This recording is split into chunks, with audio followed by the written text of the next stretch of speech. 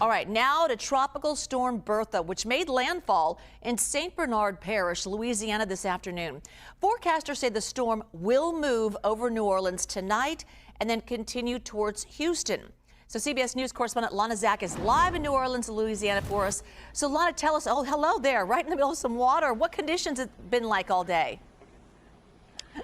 Well, according to the National Hurricane Center, it made landfall just a couple miles from here in St. Bernard Parish. And as you can see, it brought with it that coastal flooding that we've been telling people was anticipated. In this residential neighborhood, the water continues to come up. And actually, you can see that there's some people here who are having a little bit of fun with it. And we've actually seen a couple of different folks out in boats just sort of enjoying their street at the moment. But there is still a risk for millions of people because this storm is not done yet, and there are still the possibilities of high surge of surges and from the water.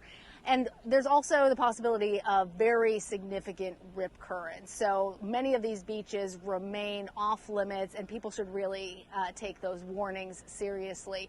We understand that Tropical Storm Bertha is going to continue to very slowly make its way westward, but the worst of it has happened. Landfall has happened, and now we're starting to see when this water goes away, how people are going to deal with that. Yeah, absolutely. And that takes some time. So what are you hearing from people who live there? Well, I'm going to tell you about the woman who lives in the house right here. And in fact, she just moved in less than a year ago. Here's a little bit of what she had to say. I'm like, there's water in the street. Like, what's going on? If I feel like it gets really bad, I'm going to leave. I'm going to go ahead and pack it up because this is replaceable. My life isn't. I'm going to go. That's a whole lot of water back there, and I can't drink it all.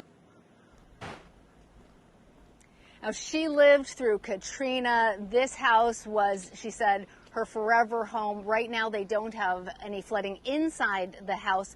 But she said to me that they had previously had flooding in this house, and that's why when she went to buy it and get insurance, flood insurance, it was extremely expensive for her. So every time one of these floods happens, it does have a financial impact, not only on the people who live in these homes, but also lost revenue for the fishermen. We were speaking to some today that weren't able to go out because of Tropical Storm Bertha. One told me that this is going to cost him thousands of dollars in lost revenue. Juliet. Oh, wow. Lana, you do have some friends behind you, some friends boating, and a nice German Shepherd just waiting in the water there. All right. You know, they're trying to teach the dog to carry their boat, but he doesn't understand the assignment just yet. Oh, no. Aw, Lana, appreciate your reporting. Thank you so much. All right, meteorologist Zoe Mintz is now joining us. Okay, so we've kind of seen where it first stopped, and then where's Bertha headed now? Well, she is just going to be skirting along the coast towards Texas over the next 24 to 36 hours and making widespread impacts as she does so. Obviously, people who live on the Gulf Coast states, they're used to tropical systems. They're used to hurricanes that are much stronger than this. So this is not even close to the strongest storm that they've seen. But it's the strongest storm that we've seen this year, so it's just kind of a reminder to be prepared. There is going to be more widespread impacts, again, making their way over Louisiana and over to Texas over the next 24 hours. So if we take a look at that tropical storm cone, you can see how it says TS right there.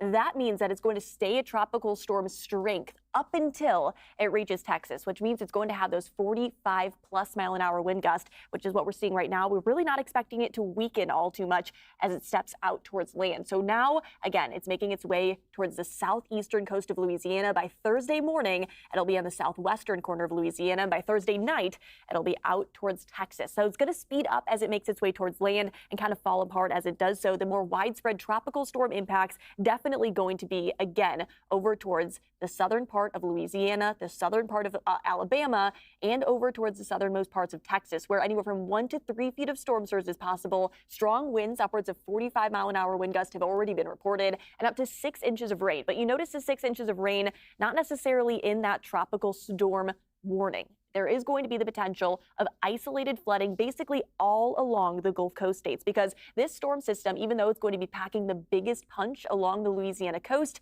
it's still going to be dropping a lot of rain along the Texas coast over the next 24 hours or so. So even if you live along the Texas coast and you're not under a storm warning, please make sure you are aware that the system is going to be heading your way and dropping a lot of rain as it does so. So flooding chances remain high through the end of the week. Back to you, Jules. All right, Zoe, thank you.